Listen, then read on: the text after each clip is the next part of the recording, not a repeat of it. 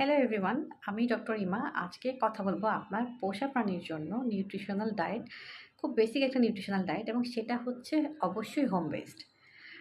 আমাদের সবারই বাসায় কিছু ইনগ্রেডিয়েন্টস আছে যেটা আমরা আমাদের পোষা প্রাণীদের জন্য দিতে পারি, এবং সেটা তার জন্য খুবই হেল্পফুল হবে। এই ডায়েটটা বেসিক্যালি হবে চিকেন এবং রাইস বেসড। আমরা এখানে চিকেন রাখতে পারি 70%, এবং সেটা অবশ্যই বয়েলড হতে হবে, এবং কোনো তেল এবং মশলা ইউজ করা যাবে না। আর রাইস এখানে থাকবে হচ্ছে 20%।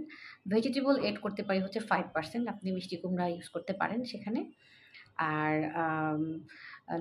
লিভারটা ইউজ করতে পারবেন 5%, এবং সেটা সপ্তাহে অন্তত ১ দিন। আরেকটা ইনগ্রেডিয়েন্টস সেটা হচ্ছে ফিশ অয়েলটা আপনার পোষা প্রাণীর ডায়েটে অ্যাড করবেন। ৩ থেকে ৪ কেজির জন্য হচ্ছে প্রতি মিলে হচ্ছে ৩ থেকে ৪ ফোঁটা ইউজ করতে পারবেন। আর এই ফিশ অয়েলটা শুধুমাত্র আপনার পোষা প্রাণীর আউটার সারফেসকেই ভালো রাখবে তা না, বরং তার রোগ প্রতিরোধ ক্ষমতাটাকেও বৃদ্ধি করবে।